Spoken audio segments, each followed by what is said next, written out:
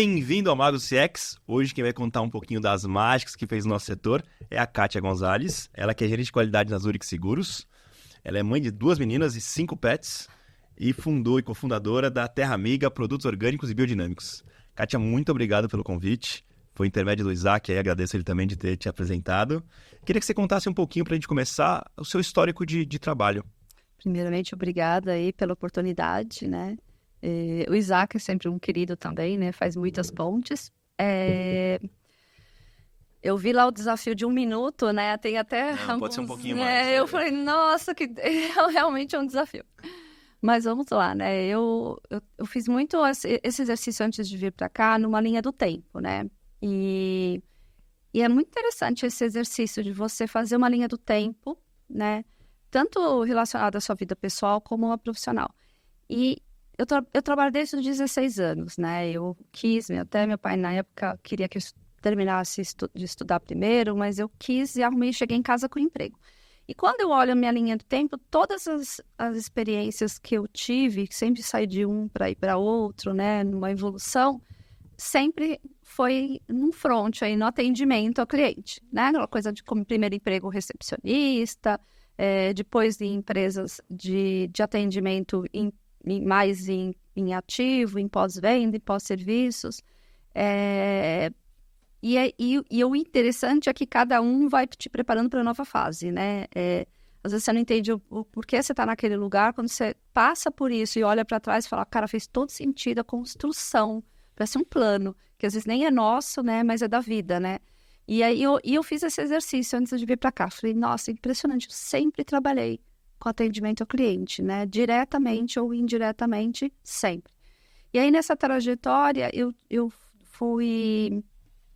trabalhei numa época de pós-serviços numa concessionária, né, que hoje é a Caltabiano Veículos, ali no Pacaembu. E na época eu estava na faculdade, com aquele otimismo de primeiro ano, que você acha que o mundo é seu porque você está fazendo uma faculdade. Né? E isso, eu acho que esse otimismo foi tão grande que realmente as coisas foram acontecendo, porque eu acreditei tanto nisso. E aí eu vou contar uma curiosidade, né, da época, o Google da época. O Google da época, que eram as páginas amarelas. Eu peguei essa página, eu peguei uma página amarela e fiquei grifando todas as empresas que eu gostaria de trabalhar. Peguei o endereço, mandei imprimir meus currículos, comprei envelope, etiquetei e mandei. Uma mala direta, praticamente, né? Perfeito. Foi um bolo assim. Mas isso, né, rendeu frutos, porque eu estava trabalhando nessa empresa e aí eu fui convidada para trabalhar no Sudameris, para participar do processo seletivo do Sudameris, que é um banco que comprou a América do Sul muito lá atrás, na época de 2000, isso. E aí eu passei por todos os processos seletivos, que entrar em banco nunca foi simples, né, em relação a essas dinâmicas, né, sempre foi bem estruturado isso, né.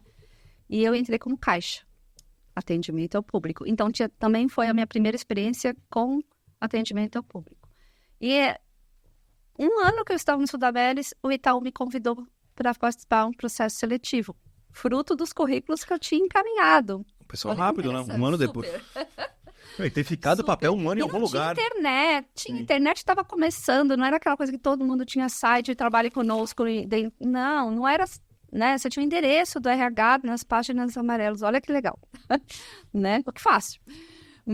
E aí eu participei do processo seletivo do Itaú, aí já era para dentro da área de crédito imobiliário, então não era agência, né? E aí quem trabalha em agência sempre tem muito desejo de ir para uma área administrativa de banco.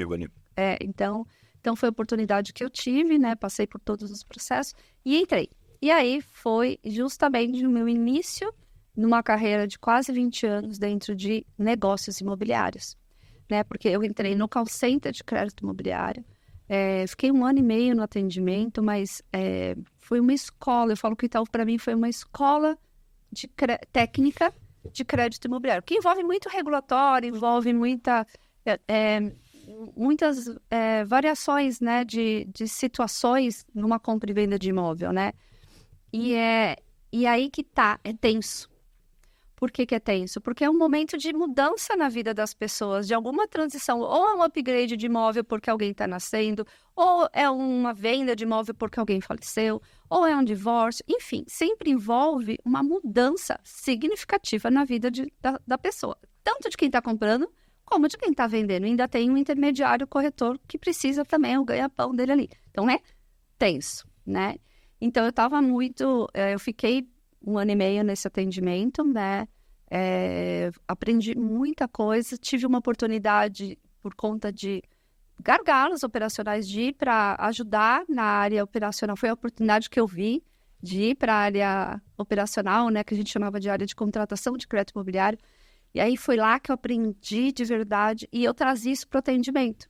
Então, eu era uma das que tinha menos tempo de atendimento, mais qualidade nas informações, porque eu saía do atendimento e ia fazer hora extra nessa área. No começo foram as 30 pessoas da central. Depois vai diminuindo, né? E eu continuei. Fiquei, quando ia fazer 1 ano que eu já estava, até cortaram, porque aí dava... Integralizava o salário, sim. Isso, exatamente. E aí... Mas nesse período você foi se relacionando com as pessoas, foi conhecendo. Eu trabalhava 2 horas por dia e sábado e domingo eu ia lá, porque eu tive até mesa, porque eu me fiz necessária, o meu interesse em aprender. E eu lembro, assim, eu estava nessa linha de tempo refletindo sobre isso. Nossa, eu lembro eu voltando para minha casa, a semana inteira trabalhando, fazendo hora extra, faculdade. A gente tem tanta energia nessa época, né? E ainda se bobear, ainda saía à noite. E sábado, domingo, fazendo hora extra. Daí eu não saía, né? Dormia, mas eu era tão feliz. Eu tava... Sabe aquele suspiro de apaixonada? Porque eu tava aprendendo tanta coisa legal. Eu me apaixonei por crédito imobiliário. Eu falo, me emociona, porque eu sou uma pessoa emocionada. Eu me apaixonei pelo crédito imobiliário, porque você ajuda as pessoas, é um produto do bem, é um produto que você faz a diferença na vida das pessoas, né? E em momentos sempre muito significativos, né? Então, para mim foi assim, uma experiência muito legal. E aí eu pegava casos no atendimento, isso foi refletindo muito no meu atendimento, o ponto de eu virar um ponto de referência na central, fazia as apostilas, eu tinha que fazer... você melhorou muito lá, porque você conheceu muito por trás da operação. Eu acabei virando uma multiplicadora, né? Todo mundo que chegava primeiro, sentava comigo de carrapato para ver como que eu fazia, né?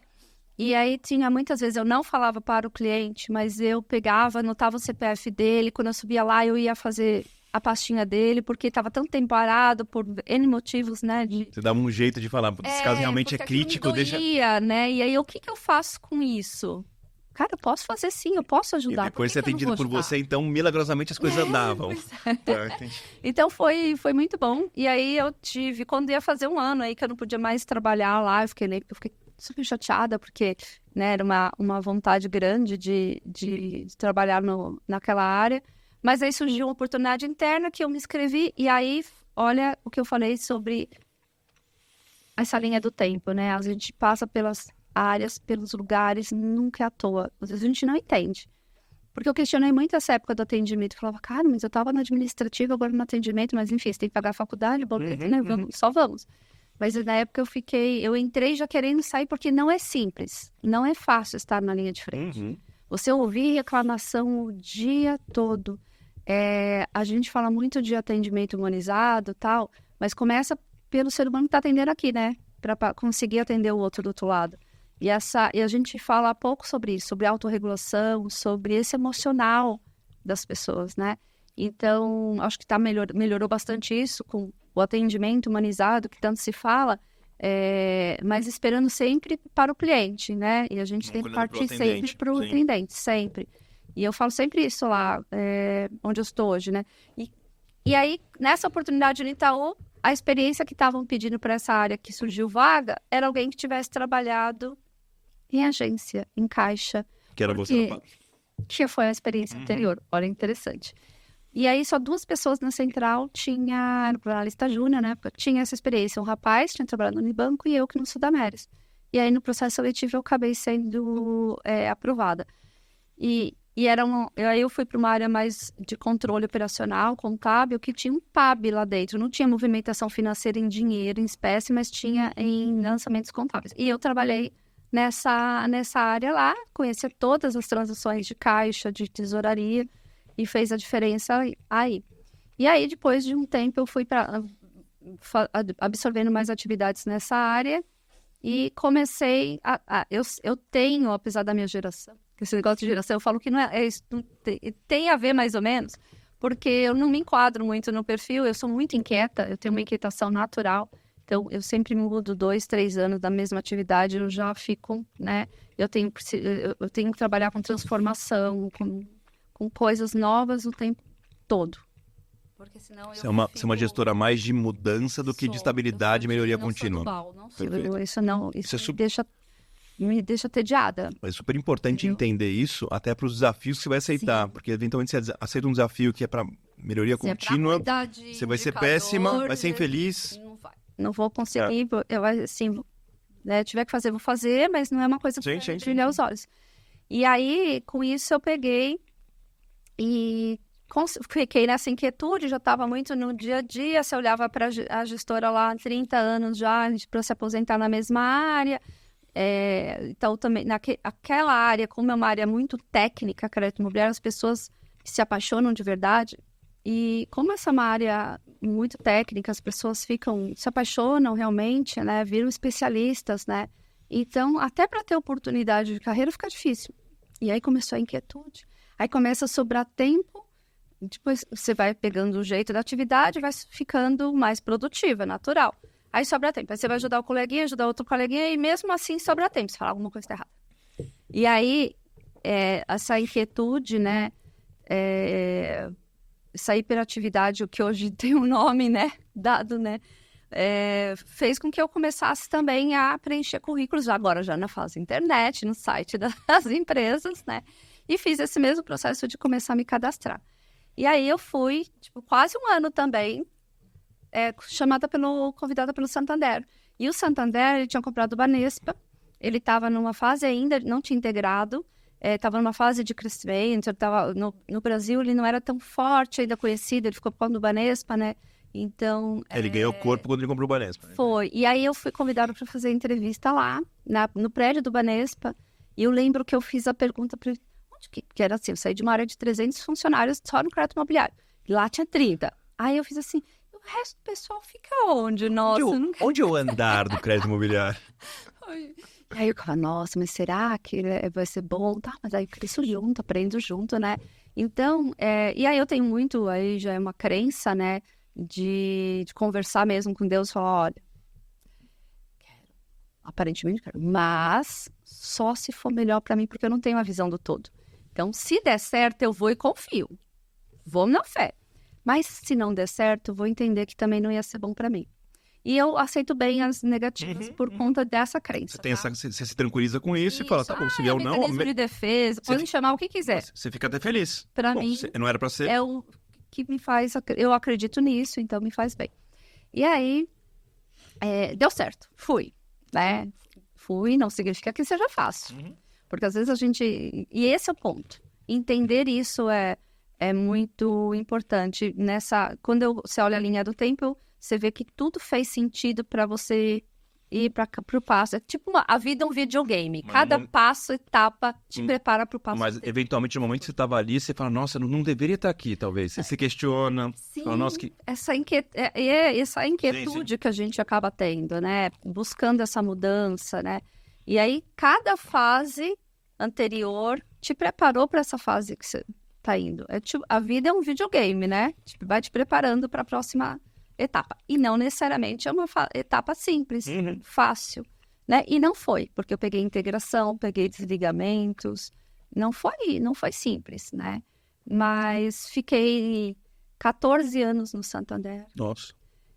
No crédito imobiliário, mas a cada 2, 3 anos fazendo uma atividade diferente, sempre voltado para pessoa física, porque tem essa separação lá para pessoa jurídica, que é as construtoras, né? Sempre para pessoa física. E a cada 2 anos a troca de um diretor. Então, eu acho que eu fiquei tanto tempo, que foi o maior tempo foi no Santander, foi justamente pelo dinamismo, por estar sempre muito Eu com atividades diferentes, troca de diretor, troca de Crescimento, área mudando.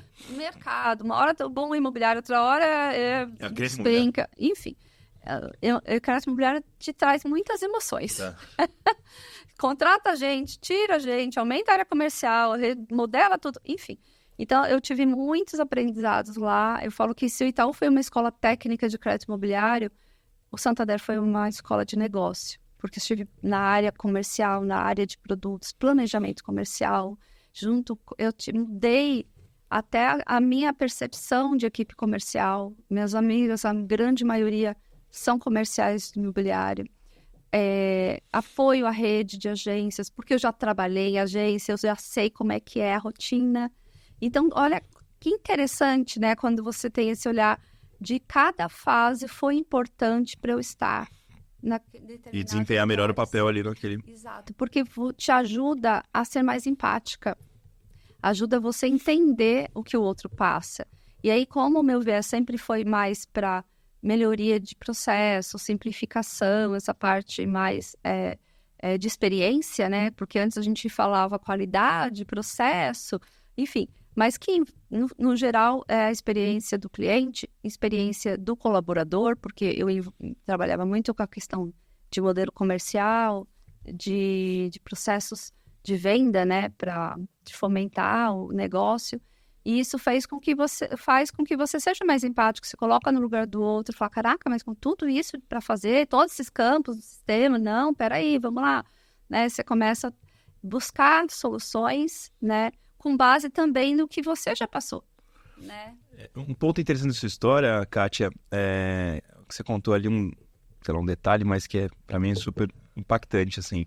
Eu atendi a pessoa e quando eu via que era uma dor realmente grande, estavam judiando dela, eu pegava o númerozinho do CPF e quando eu ia para outra área que eu tinha o poder de fazer isso, eu construía a pastinha dela. Ali já se vê que você tem tudo, ou muito, para ser um excelente profissional de CX. Já tem essa preocupação, essa vontade e o tesão em falar, puta, resolvi um problema que ia se ferrar mais 6 meses, sei lá, quanto tempo aqui. A vontade de resolver, de fazer, sabe, de mudar sim. aquilo, né? Eu acho que... E aí isso vem oportunidade, porque aí que tá a sacada, você pegar aquilo, o que pode ser feito para criar uma fila diferenciada para esses casos que estão fora Você já da sabia CLA, o que acontecia, sim. Né? Então, por isso que é tão importante as áreas de CX estarem próximas do atendimento. Porque a voz do cliente está ali. Uma das principais maneiras de capturar a voz dele é ali. É ali, né? Tem diversos indicadores, mas que vão representar isso de uma forma organizada para você ver onde está o problema e priorizar e buscar a solução. Mas ouvir o sentimento do cliente, a dor dele, o impacto que a gente muitas vezes causa, mesmo que sem querer, na vida dessas pessoas, é ali. Porque né? Às vezes um banco tem milhares de clientes, às vezes não tem, os principais bancos têm milhares de clientes, e aí de repente chega, 10 mil pessoas assim, 1.000 pessoas, 10, 1.000, 100, é um número. Aí quando você escuta, aí o Carlos, a Joana... Sim. Aí você fala, aí você sente, aí a empatia vem muito mais forte do que um número, 10 mil. Para relativizar Sim, a empatia. Eu acho que é importante o número como uma guia, sim. mas é importante entender que são, né, você tangibilizar, São escutar vidas, as pessoas. Isso aí. São vidas. Então, é importante para te direcionar o número, mas importa. Sim. Importa, né? E como é que foi a mudança, Kátia, aí essa vida em banco, crédito imobiliário, que você era apaixonada, de repente seguros? Então,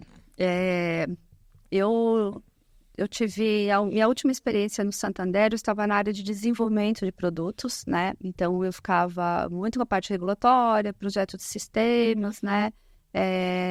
Eu tive um gestor, né? O qual foi para a Zurich, por isso que eu fui para lá, né? Que ele saiu do Santander. E aí, ele foi para a Zurich, né? Assumiu a área de marketing, BI, e que estava criando uma área nova de estratégia de inovação na Zurich, tá. Que não tinha lá, né? E aí ele falou, Kátia, eu preciso de você aqui. Vou. Você não achou estranho?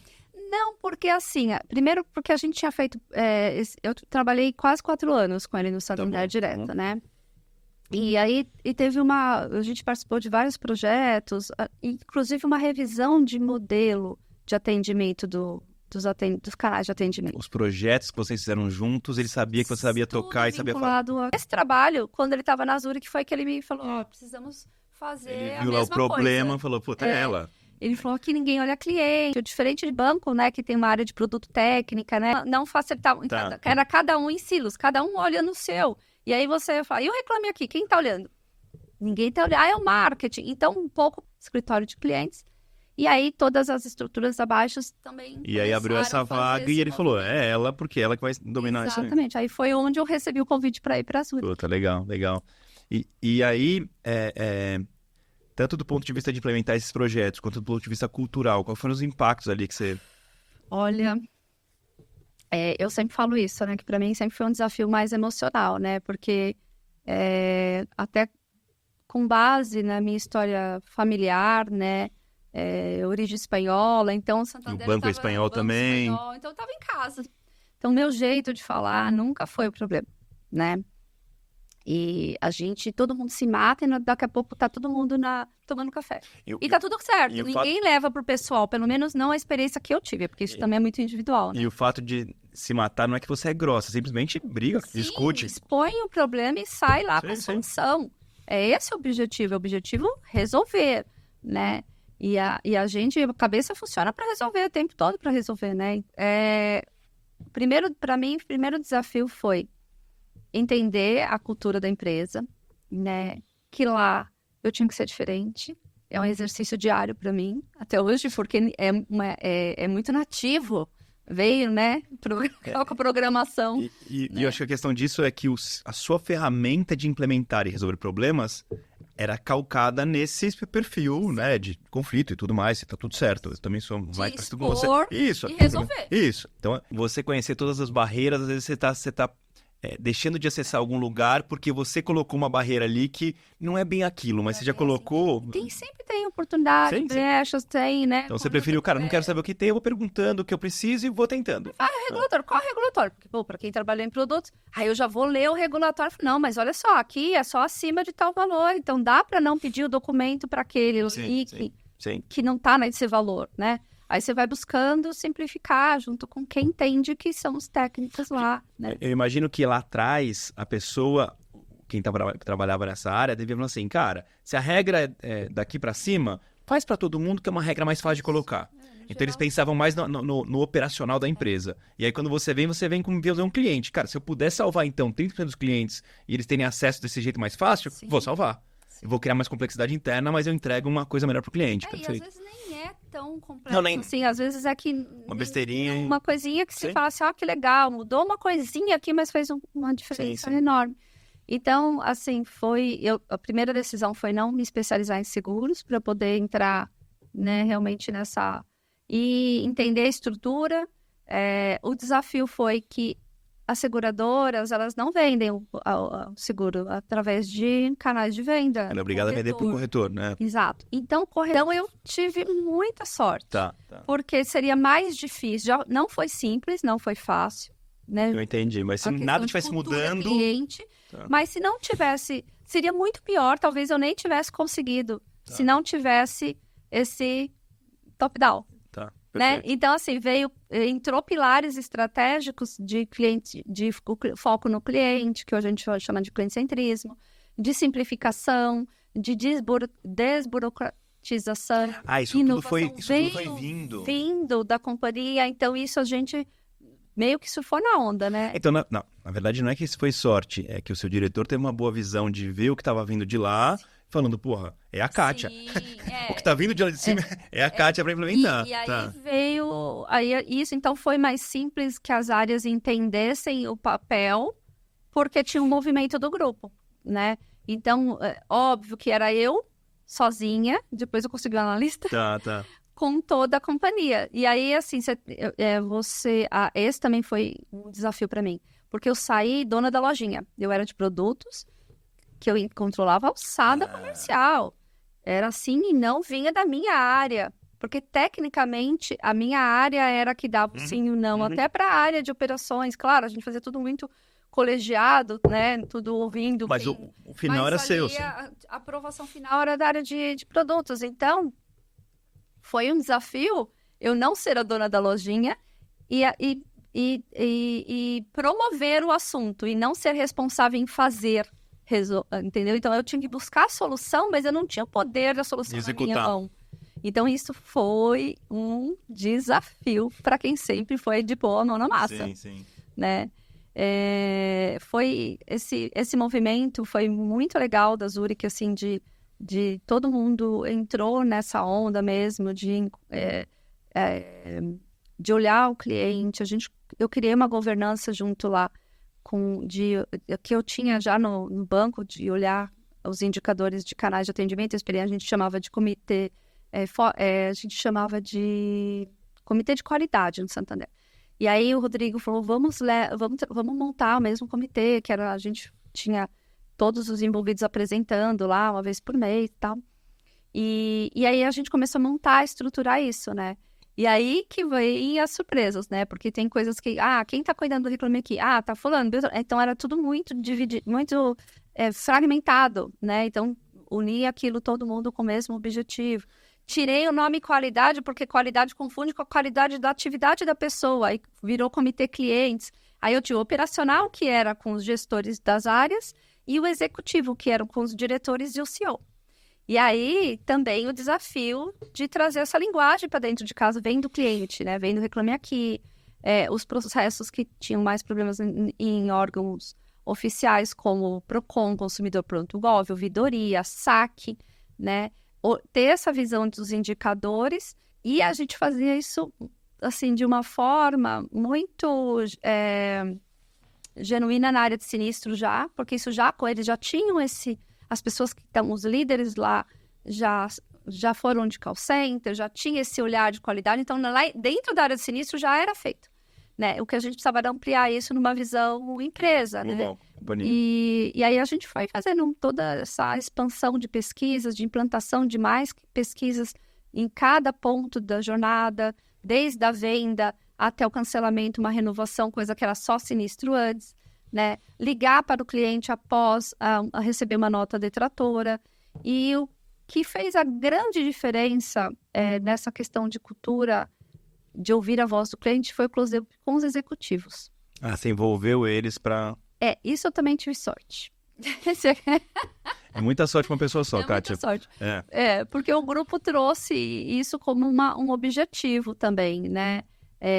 A gente tinha a governança, que era a gente que montou as ações na Semana do Cliente, Semana do Consumidor, as ações para trazer as pessoas, concursos de inovação que com o viés de olhar a experiência do cliente, tinha toda essa movimentação. Mas ainda assim, fazer as pessoas pararem para ouvir o cliente é um desafio, sim, né? Sim. E aí veio também um direcionamento, né? Da importância do executivo ouvir, né? E aí a gente montou esses grupos, né? O Close the Loop com os executivos. Então, cada touchpoint a gente levava lá uma vez por mês, né? O CEO também. Então, foi muito legal, porque aí fez mudar muita coisa. Porque alguns processos que a gente via lá, pegava na dor mesmo. Quando o executivo escuta uma ligação e fala assim, eu não acredito que o cliente está cancelando, ou que ele está puto com isso não está acontecendo. O cara fica indignado. Sai todo mundo para resolver. Não, fica puto, fica absurdo. Dentro do que é possível resolver, né? Você, nesse período de mudança, acho que mudou muito, deve ter mudado muita gente ao longo dos 7 anos que você estava lá, imagino eu. São geralmente situações de vulnerabilidade, situações que às vezes ele prefere falar com um humano, né? Então, hoje claro que os canais digitais têm crescido bastante, né? Tem aumentado, né, a participação, mas ainda a gente tem ali menos que a metade, mas temos, que ainda deriva para o chat humano. Então, ele começa no bot e dependendo do assunto, ele vai com o humano. Então, a gente deixa ele escolher. Legal. Né?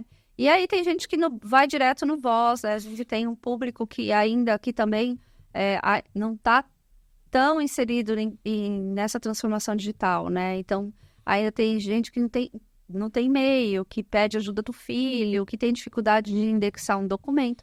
Então, por isso que é importante que a experiência que ele tenha em todos os canais atenda, né? Seja o perfil que for, ele consiga ser atendido. A companhia se adapta à pessoa e não ao contrário. Precisa, né? E aí a gente não trava, a gente não engessa assim, ele só vai conseguir esse serviço pelo bot. Não, porque tem muitos lugares que fazem isso, Sim. né? Então a gente realmente deixa a livre escolha. É claro que há um incentivo, há toda uma comunicação, há toda um direcionamento para ele se autosservir se ele quiser. Mas esse é o ponto. É se ele quiser. Perfeito. Né? Então a gente divulga o que temos, mas não força ele a usar. E quando você olha para a companhia hoje, como um todo, tá?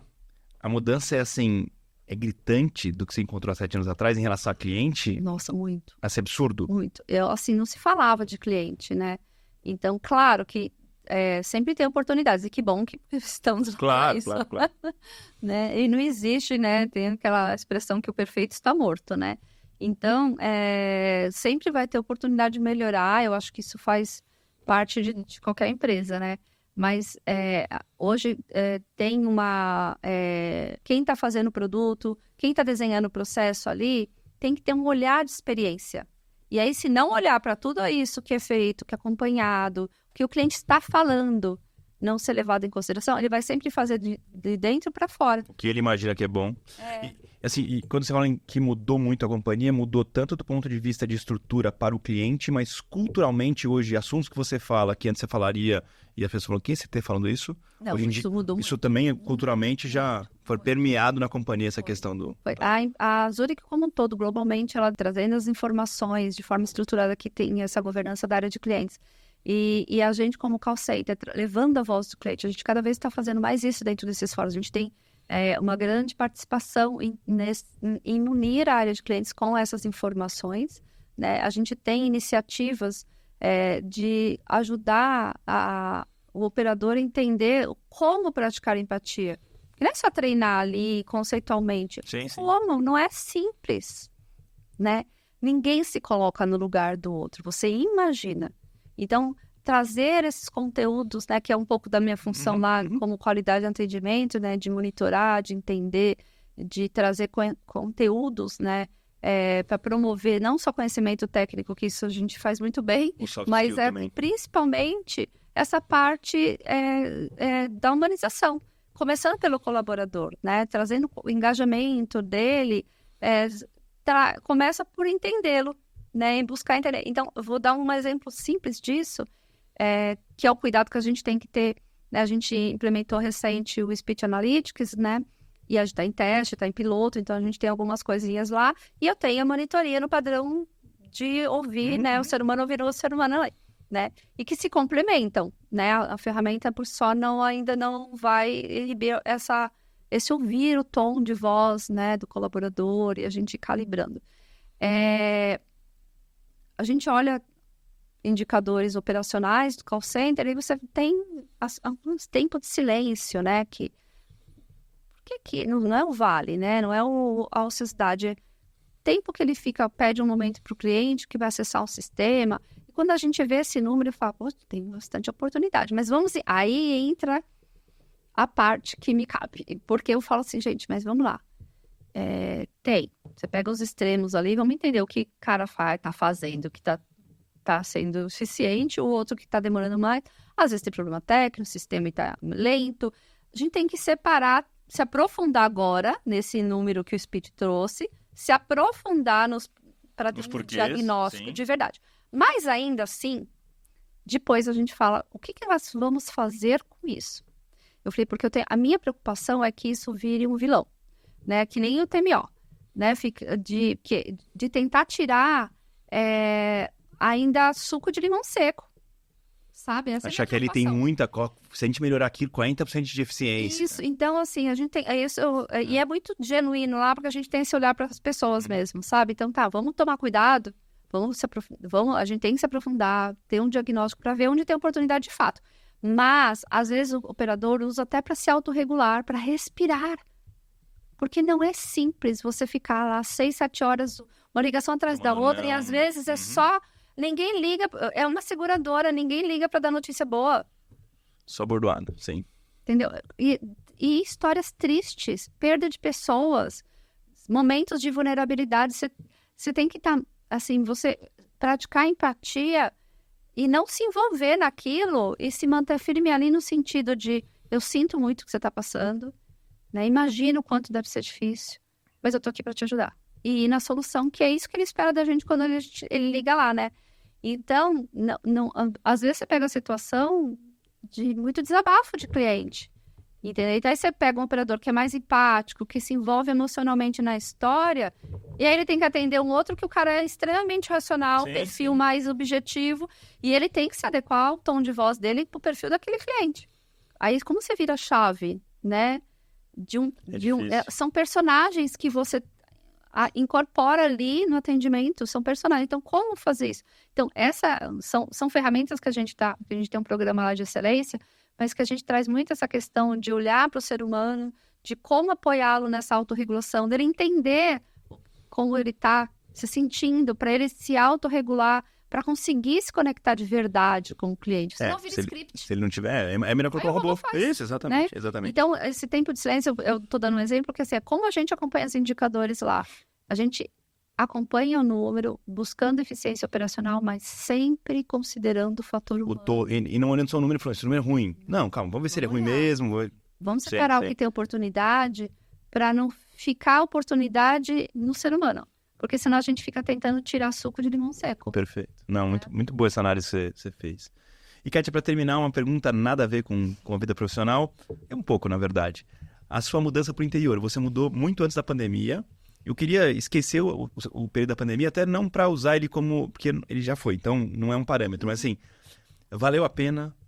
Foi bom. Eu sei que você já morou e trabalhou tudo em São Paulo. Agora você mora e trabalha menos dias. Então, conta um pouco para quem estiver pensando em fazer isso, se vale ou não a pena. Olha, sim, para mim vale, tá valendo, né? Eu mudei em 2015, eu ainda estava no Santander, eu ia todos os dias, já tinha minhas 2 filhas, uma com 2 anos e meio na época, a outra com 6 anos, né? Estava ainda casada, fiz essa transição,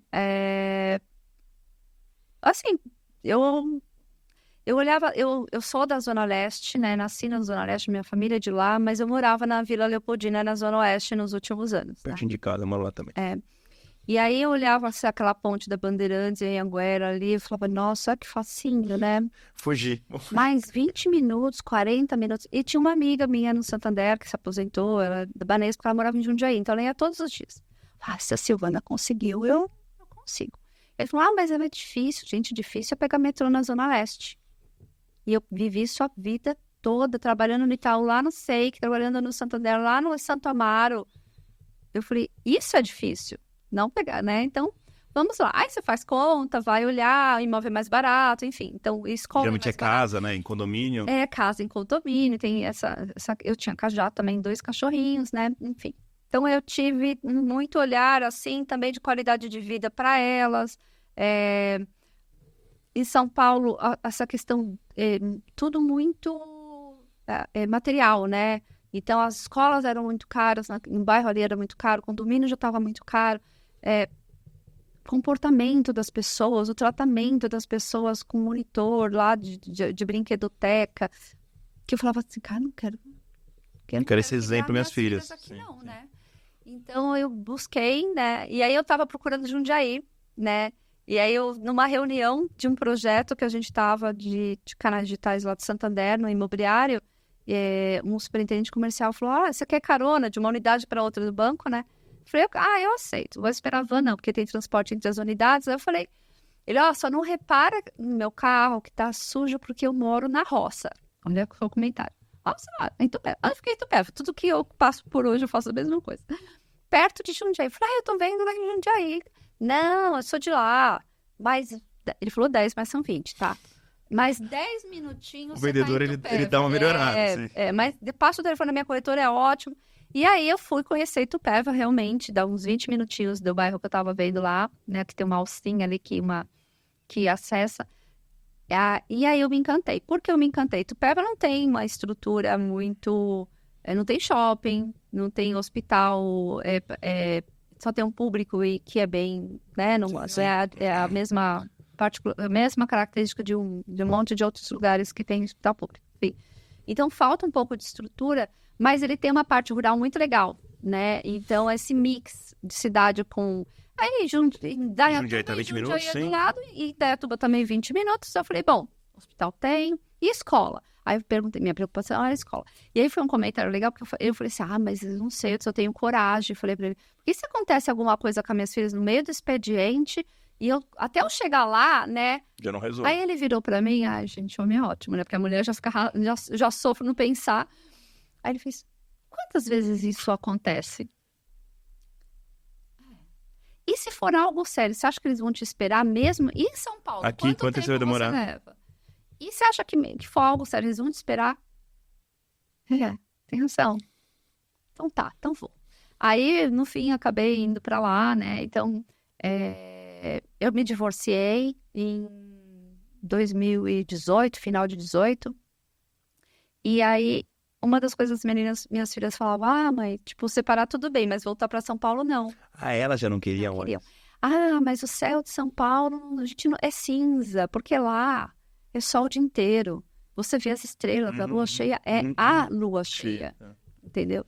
Então, assim, é outra... Claro que isso agora está mudando, né? Que esse é o ponto que eu queria destacar, né? Então, para mim, vale a pena, gosto muito de lá. Eu nunca achei ruim vir todos os dias, né? Nem pegar trânsito, nem nada. Eu sempre fiquei ouvindo os podcasts, ouvindo isso, meus irmãos. Era muito meu tempo também sozinha, meu tempo agradecendo, orando, chorando, rindo. Tudo. Dá tempo de tudo, inclusive, né? Então, fazer às vezes tudo na mesma viagem. Muita solitude. Então, para quem é mãe, que tem essa dinâmica toda de muita coisa, então esse momento sozinho também é gostoso, sabe? Estrada, verde. Então, eu nunca reclamei do trânsito, porque foi uma escolha minha. Não faz sentido eu ficar... não faz sentido. Então, tranquilo. Claro que depois da pandemia facilitou o híbrido, mas para mim não é nem a questão de vir todos os dias ou dirigir, custo. A questão para mim é hoje a minha estrutura familiar, porque sou eu divorciada com as meninas, então sou eu para tudo. E a sua família está aqui. Então, rede de apoio é paga. Tá. Né? Entendi. E aí isso vai onerando. Então, você tem que ter rede de apoio, né? Eu construí uma rede de apoio lá com pessoas que trabalham na minha casa, que hoje é uma amiga. Tem outras pessoas que do condomínio que virou amiga, virou a minha rede de apoio. Eu sei que eu posso contar, assim como elas contam comigo para muitas coisas. Então, a gente acaba construindo essa relação lá. Mas no começo foi assim, alguém indica van escolar para escola X? Não, olha, eu levo minha filha no horário, tá? Eu posso ir pegar a sua. Mas que eu vou deixar nada. Então, foi uma adaptação para mim também da cabeça de São Paulo, que não conseguia. Como esse pessoal deixa a bicicleta na frente da casa, né? Que mesmo em condomínio. Sim. Então, tinha uma... Que nem quando você vai pra Disney, que você deixa o carrinho do bebê. Eu passei por isso. Deixa o carrinho lá, no meio de um monte de carrinho, e você volta, tá tudo intacto lá. Você fala, meu Deus do céu. Imagina, no Brasil você te pega no bolso as coisas, você nem percebe. Você largar num lugar. Jogar meu celular dentro do trem, eu nem percebi. Enfim, então, essas adaptações assim de malícia, de hábito, de como poder você passar a confiar e compartilhar essa convivência. Você vive mais comunidade, eu acho. Isso, exatamente, porque aqui em São Paulo eu não sabia nem quem era meu vizinho, né? Tem um WhatsApp do condomínio, né? E aí, com essas indicações, uma faz o pão, outra faz o brigadeiro, outra faz... Eu resolvia tudo dentro do condomínio, porque sempre tinha gente fazendo alguma coisa. Sim. Então, para mim, vale a pena. Qual é o momento agora? Minhas filhas estão... Uma já é adolescente e a outra está entrando na fase, que está indo de 10 para 11 anos, a outra tem 14, né? Elas mudam de ciclo esse ano. Então, uma termina o 9º ano, vai para o ensino médio, e a outra terminar o Fundamental 1 vai para o 2. Então, elas estão um desejo de mudar para Campinas, por exemplo. São Paulo, elas não falam. Tá, mas as cidades maiores ali, elas querem. Isso, Campinas, hoje regiões que tem acesso fácil a shopping, que eu fico assim, meu Deus, mas não sei se eu tô pronta. Aquela mãe de adolescente, eu não sei se eu tô pronta para ser fácil. Deixa depender de mim ainda, porque pelo menos eu fiz. Então, são escolhas que... Mas curso, estudar, tudo facilita, né? E acaba também me aliviando em muitas outras coisas, né? Porque facilita o acesso a tudo, aí é mais limitado, né? Então, esses são os prós e contras e as decisões. Legal. Tudo depende da fase que você está, que se tem filhos, a fase que seus filhos estão. Porque às vezes você ir para um lugar que é mais natureza, vai ter um preço de não ser tão simples o acesso às coisas. Prós e contras, muito bom. Kátia, muito obrigado, foi muito bom, muito legal. Adorei conhecer essa história e todo o seu jeito de pensar e como você lidou com as coisas e essa visão que você tem da vida. De, puta, as coisas acontecem por uma maneira, não vou reclamar se eu tô lá, eu tive a oportunidade de fazer, vou fazer a mais aqui. E aí muita gente fala, que trouxa, fazendo a mais, preocupada com esse cara, ela nem sabe quem é. E no final, tudo isso não é à toa que você chegou onde você chegou. Né? E com essa visão toda, acho que facilita muito, até o seu jeito de viver, como você pensa, é muito, muito bacana. Obrigada, o prazer foi meu.